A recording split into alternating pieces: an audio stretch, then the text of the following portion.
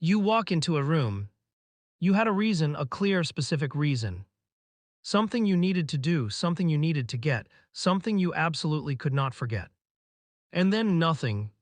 You're standing in the doorway, looking around the room like the answer might be written on the wall somewhere. And you have absolutely no idea why you came in here. Or maybe it happens like this: you're in the middle of a sentence. You know exactly what you're saying, you know exactly where it's going, and then mid-word it's gone.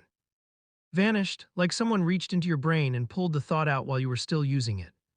You say, "I just had it," you snap your fingers, you look at the ceiling. You retrace your steps, literally, back to where you started because someone told you that works. And sometimes it does, and you're not sure if that's reassuring or deeply strange. Sound familiar? Good, because what I'm about to tell you is going to change how you think about your own mind. This isn't about bad memory, this isn't about getting older. This isn't about being distracted or unfocused or not smart enough. What's happening in those moments when the thought disappears, when the word vanishes, when you walk into a room and go completely blank, is one of the most fascinating and revealing things your brain does. And understanding it is going to tell you something real about how you think, how you live, and what your brain is actually trying to do for you. Let's get into it. Your brain is not a hard drive here is the first thing you need to understand.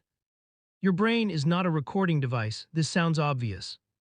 But almost everything about how we talk about memory assumes the opposite. We say things like, "I can't remember," as if memory is a file that exists somewhere and we just can't find it. We say, "It's on the tip of my tongue," as if the word is a physical object that got misplaced. But memory doesn't work like storage. Memory works like reconstruction. Every time you remember something, your brain is not retrieving a saved file. It is rebuilding the experience from fragments, sensory cues, emotional states, context, association in real time. The memory you access is not the original. It is a reconstruction of the original, assembled in the moment you need it. This means memory is inherently unstable. It is always vulnerable to interference. It requires active maintenance, and it is exquisitely sensitive to the conditions under which you're trying to use it. Which brings us to the moment you walk into a room and forget why you're there. The doorway effect. In 2011, researchers at the University of Notre Dame conducted a series of experiments that explained something millions of people experience every day, but nobody had scientifically named. They called it the doorway effect. Here is what they found. When you move through a physical doorway from one room to another, your brain treats that transition as a cognitive boundary. It effectively closes one mental file and opens another. The context of where you were gets archived, the context of where you are now becomes active. And anything that was loaded in the previous context, including the thought you were holding, the intention you were carrying, the thing you came in here to get, gets filed away with the previous room. You didn't forget, your brain reorganized. The reason going back to the original room sometimes retrieves the thought is not superstition. It's neuroscience. Returning to the physical context where the thought was formed reactivates the neural patterns associated with it. The room is a retrieval cue, and without the cue, the thought is inaccessible, not gone, but temporarily out of reach. This is called context-dependent memory, and it explains not just the doorway effect, but enormous swaths of how human memory works. You remember things better in the place you learned them.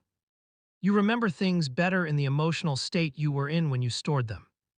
You remember things better when the sensory environment matches the original experience. Memory is not stored in your brain the way data is stored on a server. It is woven into the fabric of the experience in which it was formed. And when that fabric changes, when you cross a threshold, change environments, shift contexts, the thread gets pulled. Cognitive overload and the vanishing thought. Now let's talk about the other version of this. The thought that disappears mid-sentence, the word that was right there and then wasn't. The idea you had in the shower that you were absolutely certain you would remember and didn't. This is not the doorway effect, this is something different. This is what happens when your brain is carrying more than it can hold. The human brain has two distinct memory systems that matter here. Long-term memory, the vast, relatively stable storage of things you've learned and experienced over your lifetime. And working memory, the small, temporary, highly limited workspace where active thinking happens. Working memory is the brain's RAM, and like RAM, it has a hard limit. Cognitive psychologist George Miller established in 1956 that the average human can hold roughly 7 items plus or minus 2 in working memory at any one time. More recent research suggests the actual number is closer to four things. Simultaneously, that is the capacity of the workspace in which all your conscious thinking occurs. Now think about what happens in a typical moment of modern life. You are trying to finish a thought. At the same time, you are managing background anxiety about something you haven't dealt with yet. Your phone buzzes, you're aware of a conversation happening nearby. You're also vaguely hungry, mildly tired, and half listening to something playing in the background. That is not 4 things, that is 8, 10, 12 things competing for the same 4 slots. Something has to give. And what gives, what gets bumped out of the workspace to make room for the more urgent inputs, is often the thought you were in the middle of having. The thought didn't disappear because your memory is bad. It disappeared because your brain made a triage decision. It decided in a fraction of a second that the incoming stimuli were higher priority than the outgoing thought. Your brain was doing its job, just not the job you wanted it to do at that moment. Stress, anxiety, and the brain that can't hold on here is where it gets personal. Because for a significant number of people, the forgetting is not random. It follows a pattern. It happens most in certain situations. In high-stakes conversations, in moments of emotional intensity, in periods of prolonged stress, and there is a precise neurological reason for this. When your brain perceives threat, real or imagined, physical or social, it activates the stress response. Cortisol and adrenaline flood the system, heart rate increases, attention narrows. The body prepares for action. This response is extraordinarily effective at one thing: immediate physical survival. It is extraordinarily bad at another: holding complex thoughts, retrieving nuanced language, maintaining the thread of an abstract idea. The part of the brain most critical for working memory and thought retrieval, the prefrontal cortex, is among the first regions to be impaired by acute stress. Under high cortisol levels, the prefrontal cortex essentially loses access to the resources it needs to function at full capacity. In plain language, when you're stressed, anxious, under pressure, or emotionally activated, your brain's ability to hold onto and retrieve thoughts is measurably, significantly reduced. This is why you go blank during important presentations. Why you forget the perfectly crafted argument you had ready the moment the conflict actually starts. Why the answer you knew cold during study session simply isn't there during the exam. The knowledge exists, the thought was there, but the stress response has partially taken the retrieval system offline. And for people living with chronic anxiety, people whose stress response is activated not occasionally but constantly, this experience of thoughts vanishing, words disappearing, minds going blank is not occasional. It is their daily reality. Their brains are not broken. They are operating under conditions of perpetual cognitive interference. And under those conditions, what they achieve is, in many ways, remarkable. The tip of the tongue. Let's talk about one of the strangest experiences the human brain produces. You know the word, you are absolutely certain you know the word. It is not gone, it is right there, hovering just out of reach. You can almost feel its shape, you know how many syllables it has. You might even know what letter it starts with, but you cannot say it. Psychologists call this the tip of the tongue phenomenon. And it is one of the most studied and most revealing experiences in the psychology of memory. Research shows that tip of the tongue states occur approximately once a week for the average young adult and increase with age. They happen more frequently when you are tired, more frequently under stress, more frequently when you're trying to retrieve a word you don't use often. But here is the fascinating part: the tip of the tongue state is not a retrieval failure. It is a retrieval conflict. What's happening is that your brain has partially activated the memory. It has retrieved some features of the word, some associative fragments, but not the full pattern needed to produce the word itself. And in the process of partial activation, it has also activated competing patterns, similar words, related words, words that share some features that are interfering with the target. The harder you try to force the retrieval, the more you activate these competing patterns and the more interference you create. This is why the word so often surfaces the moment you stop trying. When you relax the active search, the competing activations settle down. The target pattern can emerge without interference. Your brain solved the problem. You just had to get out of its way. What you're forgetting is trying to tell you here is the part most people never consider. The things you forget are not random.